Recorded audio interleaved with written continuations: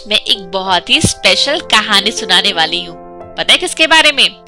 आज मैं तुम्हें ये बताने वाली हूँ कि दुनिया में कहानी आई कहाँ से, यानी कि मैं तुम्हें कहानी की कहानी सुनाने वाली हूँ। तो पता है क्या हुआ था?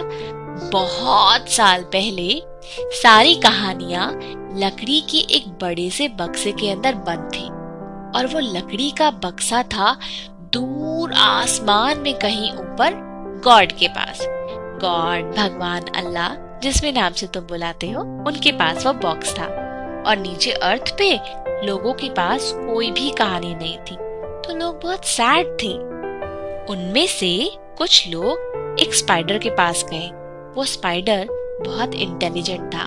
स्पाइडर का नाम था अनानसी। वो उसके पास गए और उन्होंने कहा कि तुम ही हमारी हेल्प कर दो।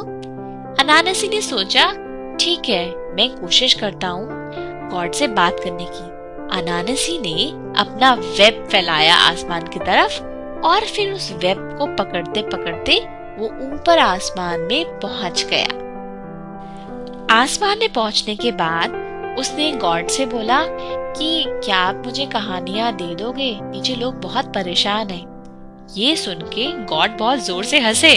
उन्होंने कहा अच्छा, तुम्हें कहानी चाहिए, लेकिन कहानी के लिए पहले तुम्हें मुझे कुछ चीजें लाके देनी पड़ेगी। अगर तुम मुझे चीजें लाके दे दोगे तो मैं कहानियां तुम्हें दे दूंगा। अनानसी ने पूछा, कौन सी चीजें?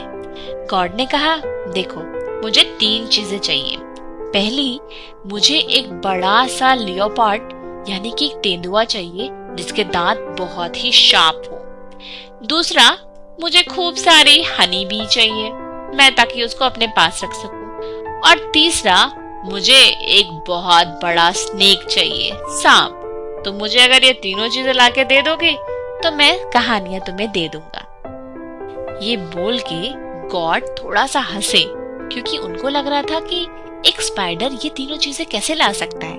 उनको लगा ये तो कर ही नहीं सकता है। अनानसी सोचते सोचते वापस अपने वेब से नीचे आया और जब वो अर्थ पे पहुंचा तो वो सोचने लगा कि मैं ये तीनों चीजें कैसे लूं, मैं तो एक छोटा सा स्पाइडर हूँ। और फिर उसको एक प्लान मिल गया।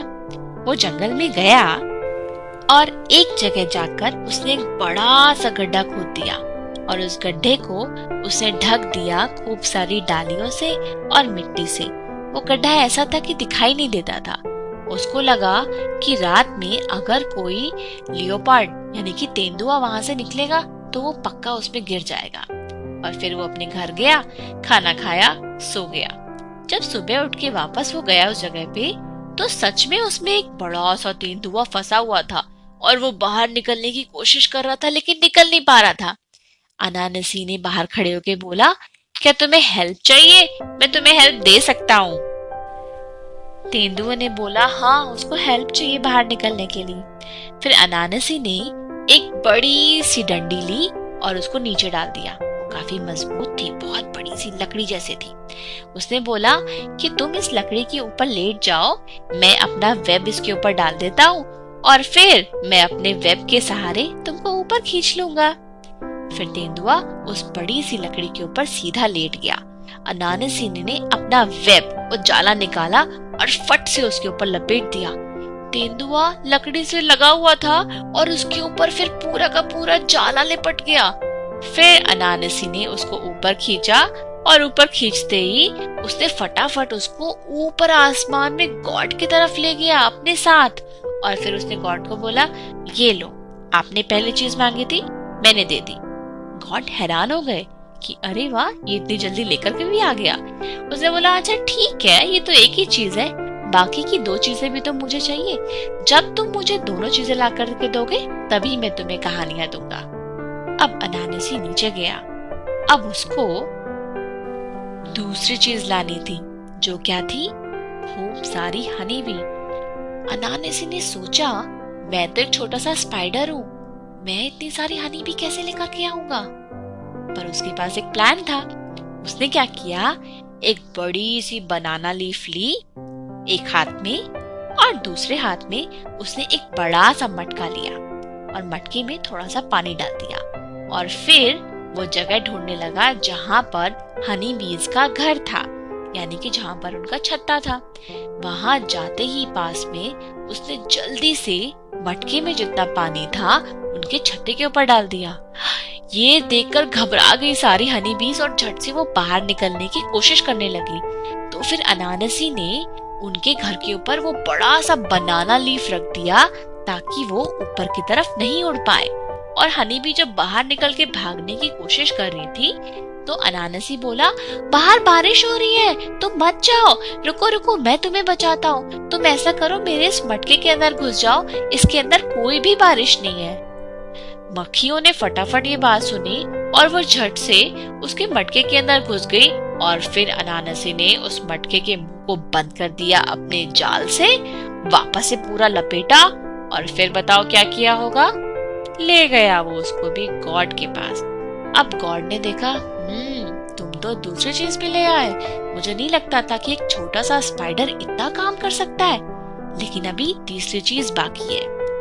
अनानासी अब तीसरी चीज लेने के लिए अर्थ पर वापस आया, लेकिन इस बार वो बहुत परेशान था क्योंकि तीसरी चीज क्या थी? एक बड़ा स्नेक। उसको एक बड़ा सा स्नेक पकड़कर गॉड को देना था, लेकिन कैसे पकड़ेगा? स्नेक से तो उसको भी डर लगता है।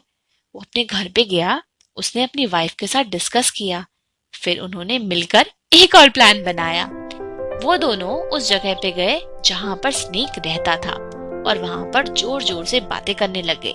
ऐसा हो सकता है, ऐसा नहीं हो सकता, ये बड़ा है, वो बड़ा है, कुछ ऐसे जोर जोर से बातें कर रहे थे।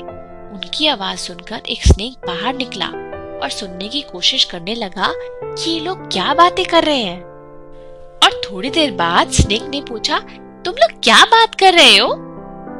तो अनानासी बोला, हम लोग बस ये बात कर रहे थे कि ये जो लकड़ी है ना लंबी सी, ये लंबी है या तुम लंबे हो?